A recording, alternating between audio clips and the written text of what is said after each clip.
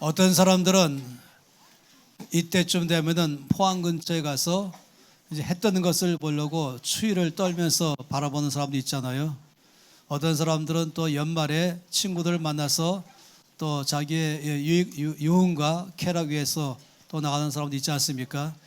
그런데 정말 아까 기도할 때 주께서 우리 모두가 이 모든 걸 다 거절하고 하나님 앞에 한 해를 마치면서 나가고 또 새해를 시작하면서 하늘 앞에 나가니 이 끝을 주와 함께 끝맺고 시작을 주와 함께 시작하니 지금 약속하신 것처럼 우리를 붙들어 줄 것이고 함께하고 이끌고 어떠한 환난도 우리 안에 오지 않도록 새해를 이끌겠다고 약속하신 것을 우리가 믿습니다. 놀라운 주님이십니다. 사무엘상 7장 12절 말씀입니다. 사무엘상 7장 12절 함께 이 말씀을 읽겠습니다. 사무엘이 돌을 취하여 미스와 센 사이에 세워 이르되 여호와께서 여기까지 우리를 도우셨다 하고 그 이름을 에벤에셀이라 하니라. 에벤에셀 너무나 잘 아는 말씀이죠. 이 에벤에셀 자체가 두 개의 단어입니다. 에셀이란 뜻은 도움이란 뜻입니다. 에벤은 돌이죠. 도움의 돌.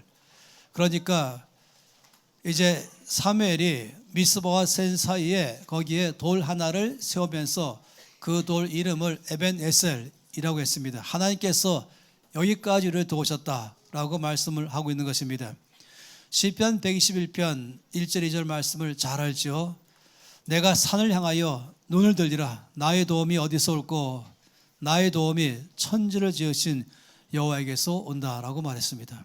바로 우리가 산을 바라볼 때에 산이 멋있다 크다가 아니라 저 산을 창조하신 전능하신 하나님, 바로 그 하나님이 나의 도움 되신다를 바라보는 것입니다. 우리의 도움은 오직 하나님께부터 오는 것입니다. 사람도 아니고 또 재물도 아니고 어떤 환경에서부터 오는 것도 아닙니다. 저와 여러분의 모든 도움은 오직 하나님께로부터만 오는 것입니다. 하나님은 자기를 의지하는 모든 사람들을 도와주시기를 기뻐하십니다. 금방 말씀을 함께 읽었던 것처럼 김민 간사님 통해서 이사야 41장 10절 말씀에 말씀하시기를 두려워하지 말라. 내가 너와 함께함이라. 놀라지 말라. 나는 내 하나님이 됨이라. 내가 너를 굳세게 하리라. 참으로 너를 도와주리라. 참으로 나의 의로운 오른손으로 너를 붙들리라. 주께서 정말로 참으로 내가 너를 도와주겠다라고 말씀하십니다. 그래서 살펴보고 싶은 것은 하나님은 어떤 사람들을 도우시는가 하는 것이, 저는 이 말씀을 보면서 세 가지 영역에 하나님께서 이런 사람을 돕는다라고 말씀을 하고 있습니다. 칠판을 가급적 옆 끝쪽으로 띄워주시고요. 하나님은 어떤 사람들을 도와주시는가, 누구를 주님은 도와주시는가 라고 말씀하고 있습니다. 첫 번째는 하나님을 사모하는 사람을 하나님은 돕겠다라고 말씀하십니다. 여기 1절과 2절 말씀 안에 보게 되면은 기럇 여아림 사람들이 와서 여호와의 궤를 옮겨 산에 사는 아비나답의 집에 들여놓고 그의 아들 엘리아사를 거룩하게 구별하여 여호와의 궤를 지키게 하였더니 궤가 기럇 여아림에 들어간 날부터 20년 동안 오래 있은지라. 이스라엘 온 족속이 여호와를 사모하니라 라고 말했습니다. 이 말씀의 배경은 이제 블레셋과의 싸움이 있을 때에 이스라엘이 하나님의 법궤, 하나님의 임재가 있는 것 아니겠습니까? 그 법궤를 끌고 나가서 전쟁을 나갔죠. 온 블레셋 군대가 충격받았습니다. 이 법궤가, 이스라엘의 하나님 법궤가 나오면은 하나님이 얼마나 굉장하신지를 알기 때문에 다 두려워 떨었습니다.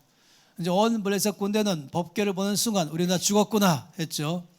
그래서 이들이 말하기를 기왕 죽을 거니까 죽을 만큼 끝까지 싸워보자 라고 싸웠어요. 놀랍게도 전쟁은 블레셋의 아주 완승으로 돌아가고 이스라엘은 다 패배하고 그리고 법궤까지 빼앗겼습니다. 이 블레셋 군대가 굉장히 아주 기고만장했죠. 우리가 이 저들의 하나님의 법궤가 굉장한 줄로 우리가 알았었는데 알고 보니까 그냥 허상이구나, 아무것도 아니구나 하면서 그 빼앗은 법궤를 이 블레셋들이 모시고 있는 다곤 신전 그 안으로 들어놓고서는 아주 조롱했죠. 아침에 일어나 보니까 그들이 다곤 신전 안에 들어가니까 이 다곤 신상이 넘어졌는데 법궤 앞으로 넘어져서 거꾸로 있는 것이에요. 그 앞에 아예 무릎 꿇고 절하는 모습이죠. 그래서 이들은 어떻게 하다 우연히 넘어졌겠지 하고 다시 세워놨습니다. 다음날 와봤더니 이제 다시금 이 자기들의 신상이 법궤 앞으로 넘어지면서 목이 부러지고 팔이 잘려 나갔습니다. 하나님께서 다 보여준 것이죠. 그래서 두 번째 날에는 완전히 목도 부러지고 양쪽 팔 다 부러져 버린 그런 자기들의 신상을 보게 됐습니다. 이제 이들은 서서히 심각해졌습니다. 이게 아무것도 아닌 것이 아니라 정말로 우리가 늘 보았던 굉장한 하나님이구나. 그래서 이들이 이제 무서워하기 시작하는데 그때부터 시작해서 그 도시 전체 안에 심각한 병이 전염병이 돌았습니다. 그래서 이들이 무서워서 이 법궤를 옆에 도시로 옮겨버렸습니다. 그랬더니 그 도시 전체가 역병이 돌면서 난리가 났습니다. 그래서 그 도시 사람들이 또 이 법궤를 다시 자기들 옆에 도시로 옮겼습니다. 제1도시, 제2도시, 제3도시죠. 흔히 말하면 서울에서 인천으로, 인천에서 수원으로, 수원에서 대전으로, 대전에서 광주로 가는 것마다 나중에는 이제 예를 들어서 수원까지 와서 난리 나니까 이제 대전 옮기니까 대전 시민들이 전부 난리 났어요. 막 아우성치면서 아니 왜 법궤를 우리 마을 도시로 오게 하냐 난리 났죠. 이 법궤가 가는 곳마다 그 도시 전체를 하나님이 징계하기 시작했습니다. 그래서 이들이 너무너무 무서워졌죠. 이것이 정말로 굉장한 하나님의 임재가 있구나 알고서는 이들이 법궤를 가지고는 바로 다시 이스라엘 땅으로 돌려보내기로 결정했습니다. 그러면서 정말로 이 법궤가 능력이 있는가를 알아보기 위해서 이 어미소가 송아지를 떼놓고 이 법궤를 실은 수레를 끌고 이스라엘 땅으로 보냈습니다. 그러면 어미소는요 송아지를 놓고 못 가는 것이에요. 돌아가는 것이죠. 그런데 이 송아지가 정말로 이 어미소가 송아지가 있든 말든 상관없이 그대로 곧장 이스라엘 땅으로 가는 걸 보면서 하나님이 살아계심을 온 블레셋에 알게 됐습니다. 그런데 이 법궤가 오다가 오늘 1절 말씀 있는 것처럼 하나님의 예루살렘으로 가지 않고 가는 도중에 멈춰버렸습니다. 여기 보니까 이 기럇 여아림에 멈췄습니다. 그리고 거기에 있는 한 사람 여기 있는 것처럼 이 아비나답의 집에 법궤를 들여놓고 이제 그 집의 아들을 잘 구별해서 법궤를 돌보게 했습니다. 그래서 하나님께서 그 집 전체를 축복했습니다. 20년 동안이나 이 법궤는 이스라엘 땅 바깥에 있기 시작했죠. 예루살렘 바깥에 있었어요. 그러면서 백성이 이제 하나님을 사모하기 시작했다라고 말했습니다. 이 법궤는 하나님의 임재를 말합니다. 하나님의 말씀을 또 말하는 것입니다. 또 하나님의 능력과 영광을 말하는 것입니다. 이들이 이 법궤가 예루살렘에 있지 않냐고 오히려 예루살렘 바깥에 있는 걸 보면서 점점 이제 그 법궤를 사모하는 것, 다시 말하면 하나님을 전심으로 사모했죠. 이 하나님을 간절히 찾기 시작했습니다. 그들 오랫동안 주를 찾지 않던 삶을 살 때에는 원수에게 크게 패배했지만은 이제 그들은 다시금 하나님을 사모하는 마음이 일어난 것입니다. 오늘 말씀 보니까 이 하나님을 사모하는 마음이 시작하는 순간부터 하나님은 이제 이들을 돕는 출발점이 된 것입니다. 이사야서 44장 3절 말씀에는 나는 목마른 자에게 물을 주며 마른 땅에 시내가 흐르게 하며 나의 영을 내 자손에게 나의 복을 내 후손에게 부어주겠다. 하나님께서 어떤 사람에게 주님의 복을 부어주시는가, 어떤 사람을 돕기 시작하시는가, 바로 목마른 자라고 말했습니다. 그 심정이 바싹 마른 땅처럼 담벼를 간절히 구하는 땅처럼 하나님의 은혜를 간절히 구하는 마음, 그 갈급한 마음을 가질 때 하나님 거기서부터 부어주겠다고 말씀을 하신 것입니다. 시편 107편 9절 말씀에도 그가 사모하는 영혼에게 만족을 주시며 줄인 영혼에게 좋은 것으로 채워주신다라고 말씀했습니다. 이 팔복의 첫 번째 복은 무엇입니까? 심령이 가난한 자는 복이 있다고 말씀했습니다. 하나님에 대해서 갈급해하는 사람, 이 세상에 있는 여러 가지 재미있는 것에 재미있지 않냐고 거기에 자기 재미도 없고 거기에 나의 만족이 없고 오직 하나님만 갈급해하는 사람, 하나님은 간절히 구하는 사람, 하나님은 그런 사람을 돕겠다라고 말씀하십니다. A.W. 토저가 이렇게 말씀했습니다. 이 토저 목사님은 하나님의 은혜는 하나님을 갈망하는 만큼 받는다라고 말했습니다. 내가 갈망하는 만큼 은혜 받는 것입니다. 간절한 만큼 은혜는 주어지는 것이에요. 갈급하지 않으면 그만큼 안 보여주는 것이죠. 내 갈급함이 커져가면 커져갈수록 그만큼 은혜는 더 많이 받기 시작하는 것입니다. 그러니 하나님 어떤 사람을 도우시는가? 제일 먼저 그 마음이 주님으로만 갈급해하는 사람, 내 안에 주님으로만 채워지기를 바라는 사람, 이 땅에 그 어떤 것도 내 삶에 아무 의미가 없고 오직 하나님만이 내 삶의 모든 것 되십니다. 전심으로 주님의 은혜를 간절히 구하는 사람, 하나님은 그런 사람을 돕기 시작한다라고 말씀했죠. 이 에베네셀의 이 돌은 첫 출발점이 이들이 하나님을 사모하기 시작할 때부터 주께서 그들 향해서 돕기 시작한 것입니다. 두 번째 말씀하신 것은 하나님은 우상을 제거하고 오직 하나님만 섬기기로 결정하는 사람에게 하나님께서는 돕기 시작하십니다. 3절과 4절 말씀 볼 때에 사무엘이 이스라엘 온 족속에게 말하여 이르되 만일 너희가 전심으로 여호와께 돌아오려거든 이방 신들과 아스다롯을 너희 중에서 제거하고 너희 마음을 여호와께로 향하여 그만을 섬기라. 그리하면 너희를 블레셋 사람의 손에서 건져내시리라. 이에 이스라엘 자손이 바알들과 아스다롯을 제거하고 여호와만 섬겼다 그랬습니다. 이 두 가지 큰 우상이 있는 것이죠. 하나는 바알 신인 것입니다. 이 바알과 두 번째 아스다롯이시죠. 이 바알은 남신이고 이 아스다롯은 여신입니다. 바알은 제단을 쌓는 것이고 이 아스다롯은 어떤 이 우상의 모양, 목상이죠. 목각을 만든 어떤 그런 우상인 것이에요. 여자의 모습을 갖고 있는 것이죠. 다시 말하면 이 바알을 통해서는 이건 재물입니다. 재물, 돈, 이런 모든 것을 섬기는 신이 바로 이 바알 신인 것이에요. 바알 신으로 시작해서 나오는 것이 바로 만몬인 것입니다. 그러니까 재물을, 돈을 더 사랑하고 거기에 더 가치를 두고 거기서부터 안정감을 갖고 그것만 의지하는 사람을 말하는 것이죠. 내 안에 바알을 제거한다 하는 것은 내가 돈을 따라가는 삶을 제거하고 돈을 의지하던 삶을 제거하고 내 삶에 돈이 있으면 안정감이 있고 돈이 없으면 불안해하는 것, 이 돈이 나의 삶의 주인 되어버린 것이죠. 그래서 바알을 갖다 제거한다는 것은 바로 이 만몬신을 제거하는 걸 말한 것입니다. 그리고 아스다롯 이것은 한마디로 말하면 쾌락입니다. 이 성적인 쾌락을 중심으로 해서 각종 오락과 쾌락을 다 포함하는 이 면에 대해서 대표적인 것이 바로 이 아스다롯인 것이에요. 이 가나안 가운데서 가장 큰 대표적인 신이 이 두 우상입니다. 하나는 돈 따라가는 삶이고 또 하나는 쾌락을 따라가는 삶인 것입니다.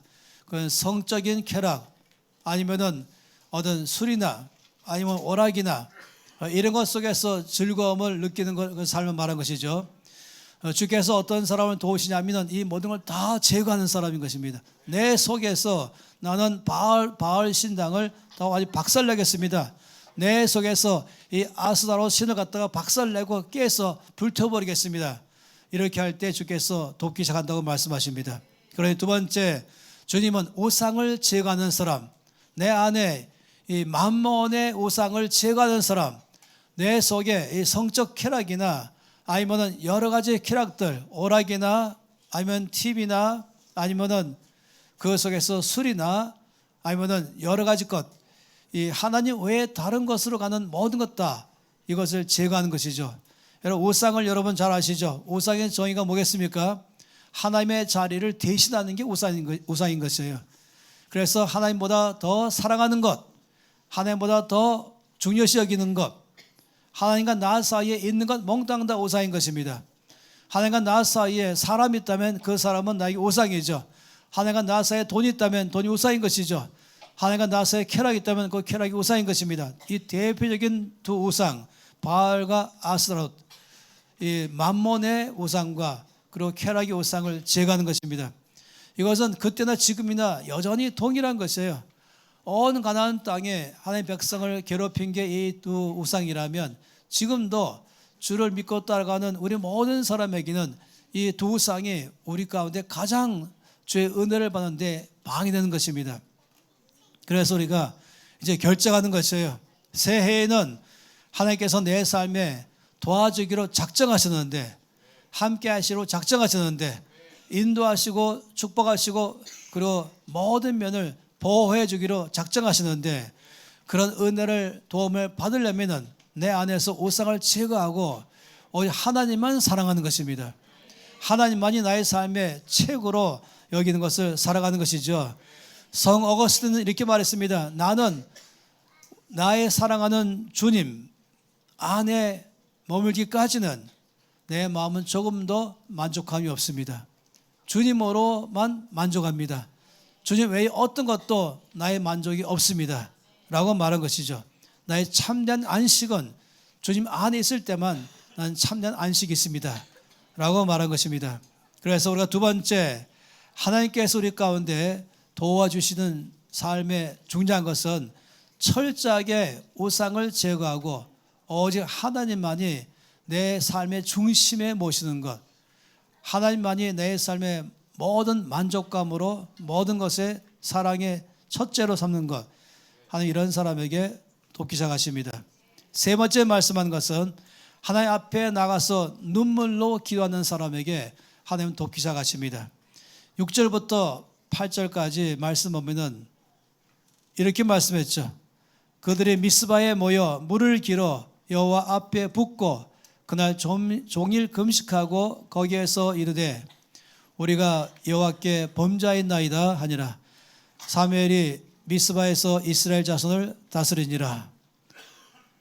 그리고 7절 말씀에 이스라엘 자손이 미스바에 모였다함을 블레셋 사람이 듣고 그들의 방백들이 이스라엘을 치러 올라온지라. 이스라엘 자손들이 듣고 블레셋 사람을 두려워하여 이스라엘 자손이 사무엘에게 이르되 당신은 우리를 위하여 우리 하나님 여호와께 쉬지 말고 부르짖어 우리를 블레셋 사람의 손에서 구원하시게 하소서라고 말했습니다. 이 말씀 보면 참 놀랍죠.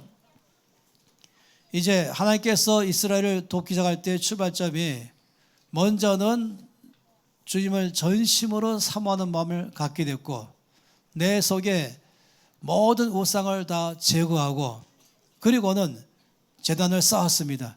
무너진 제단을 다시 쌓고 그 제단 위에다가 이제 장작을 벌려놓고 그에다가 제물을 놓고 거기다 물을 부었다 그랬습니다. 이게 물을 붓다는 말씀이 참 중요한 것이죠.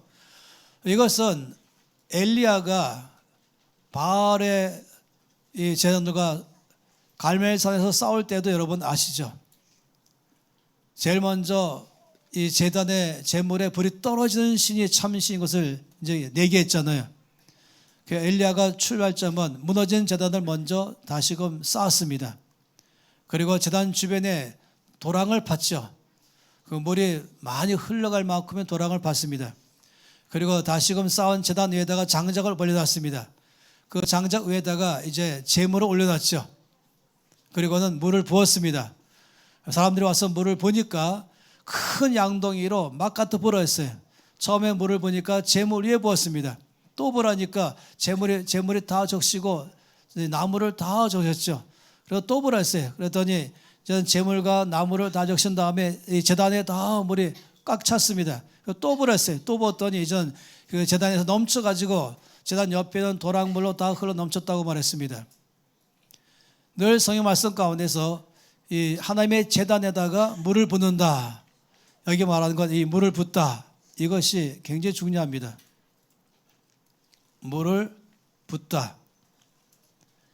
이 물을 붓다라고 말하는 이 단어와 성경에서 하나님께 기도한다는 단어와 똑같은 단어예요. 가령 예를 들어서 시편 62편 8절 말씀이 참으로 놀라운 말씀이죠. 그 말씀에는 백성들아 시시로 그를 의지하고 그의 앞에 마음을 토하라. 하나님은 우리의 피난처시로다. 여기 하나님 앞에 마음을 토하라 라고 말했죠. 이 마음을 토하라 라고 말한 이 단어 자체가 뭐냐면 마음을 쏟아 부어라 라고 말한 것이에요. 이 단어 이 샤파크라고 말하는 단어는 물을 갖다가 붓는 것처럼 내 마음을 토한다는 것과 제단에다가 물을 붓는 것과 똑같은 단어인 것이에요. 그래서 제단에다가 물을 붓는다 하는 것과 거기에 내 마음을 토하는 것 똑같은 것인데 뭘 말하겠습니까? 눈물을 쏟는 것입니다. 하나님 앞에 눈물을 쏟을 때에 눈물로 기도할 때에 그 눈물이 마치 물로 제단을 쏟아 부은 것처럼 하나님의 제단에 적시는 것입니다. 눈물의 기도, 부르짖는 기도, 어디까지 얼마큼 그 위에 있는 재물도 적시고 잔약도 적시고 제단도 적시고 그 물이 넘쳐서 도랑까지 적셔갈 때 하늘에 불이 떨어진 것처럼 하나님은 눈물을 흘리는 기도를 원하는 것입니다. 여기 말씀인 것처럼 쉬지 말고 부르짖어 기도하세요로 말하는 것. 우리의 기도를 할 때마다 이것은 마치 제단에다가 우리의 마음을 토하는 것입니다. 그냥 기도하는 것이 아니라 부르짖는다 이 말은 내 마음을 토하는 것이 여러분 기억해 보세요. 물을 붓는다.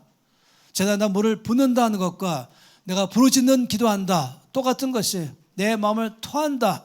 부르짖기 시작한다. 같은 것입니다. 기도할 때에 부르짖는 것이죠.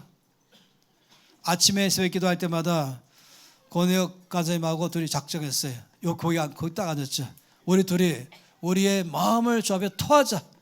주의 제단에다가 마음을 토하자. 그래서 아버지 여러분 주여 정말로 토할 기도가 부르짖 기도가 한두 개 아닌 것입니다. 말씀 전할 때도 역사 있어야 되겠고 온 성도 위해서 기도할 때도 역사 있어야 되겠고 그리고 나라를 위해서 NCM을 위해서 모든 것마다 부르짖지 않을 수가 없는 것입니다. 저 앞에 부르짖을 때는 기도할 때는 마치 물을 제단에 쏟아 붓는 것 같은 것은 우리 기도에 물을 붓는 것입니다. 저는 이 부산의 수원역교회를 시작하신 정필도 목사님하고 아주 오래전부터 친분이었습니다. 이번에 저한테 이렇게 말씀했어요. 공군 군목으로 계시다가 이제 제대하고 하나님께서 이 부산 수영 로타리에 교회를 개척하라 했어요. 27살 된 이 청년 젊은 목사님이시죠. 그래서 거기 조그만 상가 2층에 조그만한 개척교회를 시작했습니다. 그런데 어느 날 그게 성도가 아닌 권사님이 집 근처 이 교회로 새벽에 나오는 것이었어요. 하루는 이 권사님이 이 젊은 정필도 목사님한테 말씀하기를 목사님 교회가 부흥하는 길은 하나밖에 없습니다. 그것은 목사님의 새벽 기도를 마친 다음에는 이 제단 뒤쪽에 앉으셔서 거기서부터 눈물로 기도하는 것입니다. 목사님이 앉아 기도하는 사방 삥 돌아가면서 눈물로 기도하면은 이 교회는 반드시 부흥할 것입니다. 그래서 이 정 목사님은 새벽 기도를 딱 마치자마자 이 제단 뒤에 방석을 깔고 앉아가지고 기도하기 시작하면서 이 교인들 얼마 되는 교인들만 아니라 그 수영 로타리에는 모든 사람들, 해운대에는 모든 사람들, 부산에는 모든 사람들, 경남에는 모든 사람들. 그 당시에는 그 부산은 기독교인이 3%밖에 안 되었어요. 제일 낮을 때였죠. 기도할 때마다 눈물이 나오고 앞에 기도하다가 눈 떠보니까 앞에 눈물이 흘렸으면 90도로 45도 올려갖고 다시 또 오른쪽으로 또 기도해서 그 앞에 방석이 또 눈물 적시면 다시 돌아서 갖고 또 기도하고 매일마다 4군데의 눈물 다 흘린 다음에 가셨습니다. 매일마다 눈물로 기도하고 눈물로 기도하고 눈물로 적시는 것이에요. 하나님께서 여기 계속적으로 물을 부어라 조금이 아니라 많이 부어서 재물을 다 붓고 재물에 다 적시면 장작에 적시고 제단을 다 차고 넘칠 때 불이 떨어진 것입니다. 그 교회는 부흥은 저절로 오는 게 아니에요. 능력이 많아서 오는 게 아닌 것입니다. 하나의 불이 떨어져야 되는 것입니다.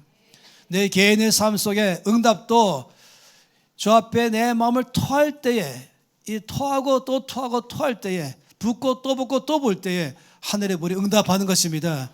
부르짖는 기도가 도움의 출발인 것이에요. 눈물의 기도가 출발인 것입니다. 눈물이 없으면 눈물 없는 것 때문에 울기 시작하세요. 내 눈에 눈물이 없어서 울기 시작하세요. 그래서 내 눈물샘이 마른 것을 주여 뜨게 해주시고 내 눈에서부터 물이 흐르게 하시고 그리고 기도하기 시작하면은 기도할 것이 얼마나 많은지 울 것이 얼마나 많은지 이 주변에 잃어버린 영혼이 얼마나 많은지 여기 아침에 오게 되면 다시 반나 그쯤 오잖아요. 그러면 언제나 이 5층에는 사람이 왔다 갔다 하고 있는 거예요. 3시부터 2시부터. 거기는 오케이 사역보다 제일 불쌍한 사람들, 노숙자가 더 불쌍한 사람들, 자기 몸을 관리하기 위해서 새벽 4시에서 운동하고 있는데 마음은 아주 황폐한 사람들인 것입니다. 눈물이 날 수밖에 없는 것이에요. 길가에 가게 되면 많은 사람들 눈물이 나기 시작하고 나 자신을 위해서도 눈물을 흘려야 되는 것이고 자녀들을 위해서 성도를 위해서 이 나라의 교회를 위해서 이 나라를 볼 때마다 눈물로 저의 재단을 적실 때에 부르짖고 기도할 때에 하나님 그때부터 역사하기 시작하는 것입니다. 그러니 백성들아 시시로 그를 의지하고 그의 앞에 마음을 토하라. 마음에 물을 쏟아부어라 라고 말씀하는 것이죠. 우리 하나님 누구십니까? 이 시편 56편 8절 말씀에는 나의 유리함을 주께서 계수하셨으니 나의 눈물을 주의 병에 담으소서. 이것이 주의 책에 기록되지 아니하였나이까. 내가 눈물을 흘릴 때에 그 눈물이 마르고 사라진 것이 아닌 것이에요. 내가 눈물을 한 방울, 두 방울, 10방울 흘리면은 그게 사라진 것이 아니라 주님 앞에 있는 눈물병에다가 그게 쏟아부어지는 것입니다.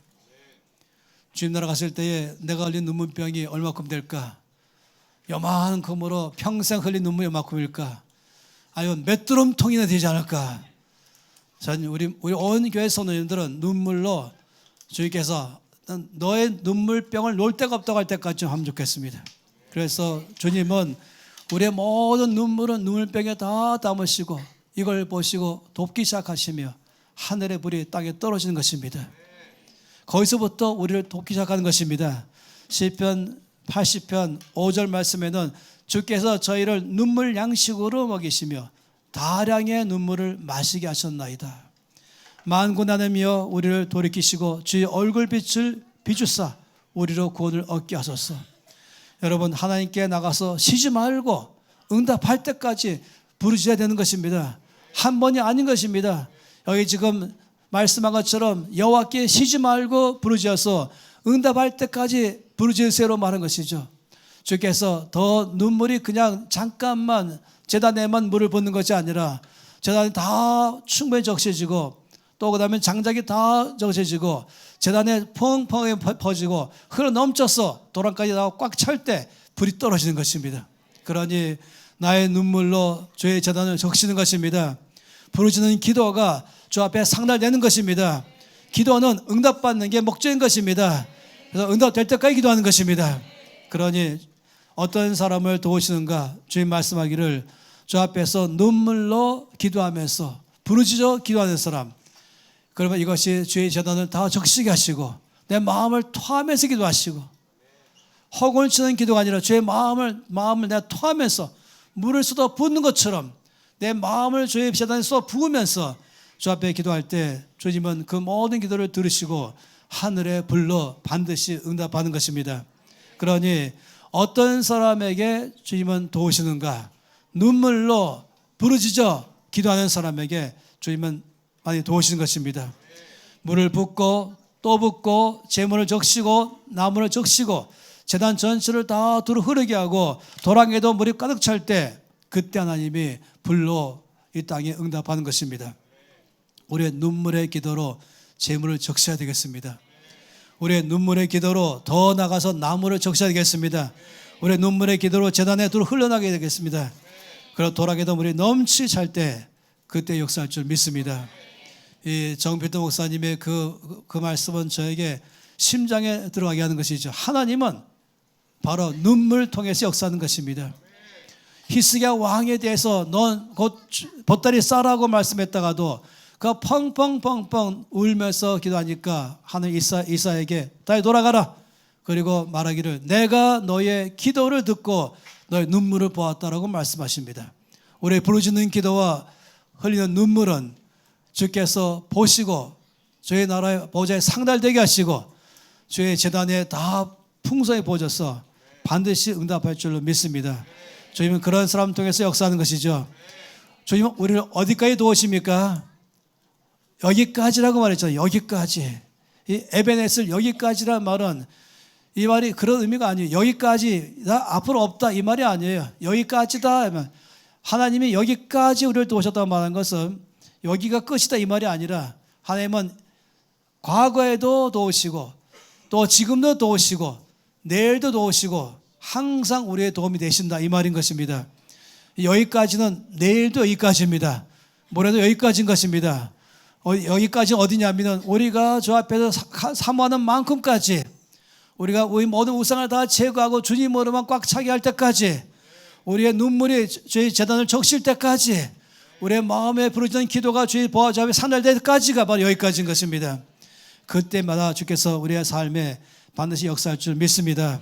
그래서 우리가 2024년은 에벤에셀의 하나님을 경험하는 삶을 살기를 원합니다. 나의 삶에 에벤에셀 하나님이 나의 하나님 되는 것입니다. 언제 여기까지 가급한 마음을 가는 만큼까지 우상을 제거하고 오직 주님으로만 꽉 찰 때까지 내 눈물이 주의 보좌를 적실 때까지 내 부르짖는 기도가 주 앞에 상달될 때까지가 바로 여기까지인 것입니다. 그러니 내일도 갈급함으로 나가면 바로 거기까지며 모레도 주 앞에 갈급함으로 나가며 전심으로 주 앞에 눈물로 부르짖어 기도하면 거기까지인 것입니다. 이것이 모레도 여기까지, 다음 주도 여기까지, 다음 여기까지 바로 거기까지인 것입니다. 내 기도가 그치면 그러면 거기까지인 것이죠. 나의 눈물이 그치면 거기까지인 것이죠. 나의 사모하는 마음, 갈급한 마음이 그치면 이 세상의 것을 꽉 채워버리면 거기까지겠죠. 우리가 큰 은혜를 구하는 것은 정말로 지금 평생 동안에 제 마음이 늘 갈급한 마음을 가지게 해주시옵소서.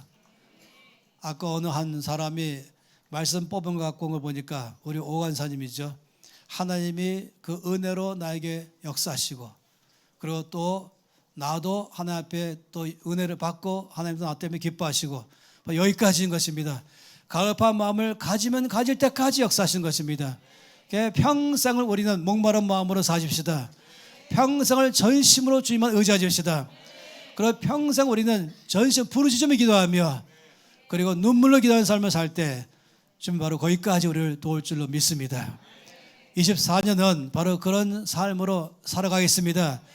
이미 약속했지 않습니까? 에벤에셀 하나님, 내가 너희를 도울 것이다. 언제 도울 것이다. 너희가 기도할 때마다 거기까지 도울 것이다. 눈물 흘릴 때마다 거기에 도울 것이다. 부르짖어 너희 마음을 내 앞에 토하라. 너희 마음을 내 보좌 앞에 제단 앞에 털어놓으라고 말한 것입니다. 갈급한 마음, 목마른 마음으로 늘 주 앞에 나아가기 시작하라. 그럼 바로 거기까지 도울 줄로 믿습니다. 할렐루야. 이제 이 시간에 우리가 기도하는 시간 가질 것입니다. 이제 이 올해를 마치는 이 마지막은 이 말씀을 기억하면서 주께서 우리 가운데 뭘 원하는지를 알았습니다. 그렇다면 바로 그 주께 원하는 삶으로 우리가 응답하기를 원하는 것입니다. 그래서 에벤에셀 하나님이 나의 하나님, 여기까지 주님은 항상 내 눈물이 흐를 때까지 역사하십시오. 갈급한 마음까지 역사하십시오. 주님으로만 꽉 차는 삶 안에마다 역사해 주십시오. 그런 삶을 갈 줄 믿습니다. 손 높이 들고 이 시간에 기도할 때는 에벤에셀 하나님, 나의 하나님이십니다. 하나님, 여기까지 도우신 하나님, 항상 내 삶에 도우셔서 2024년에는 에벤에셀의 하나님이 바로 나의 하나님이십니다. 경험하기를 원합니다. 주의 도움을 늘 받기를 원합니다. 주의 은혜 가운데 있기를 원합니다. 주여, 내 마음이 갈급한 마음으로 나가겠습니다. 목마른 마음으로 가겠습니다. 항상 간절한 마음으로 주 앞에 나가겠습니다. 주여, 내 속에 이 마음을 갈급함으로 나가오니 도와주실 것을 믿습니다. 에벤에셀 하나님, 나의 하나님이십니다. 주 앞에 전심으로 이 시간에 주여 외치며 기도하시겠습니다. 주여.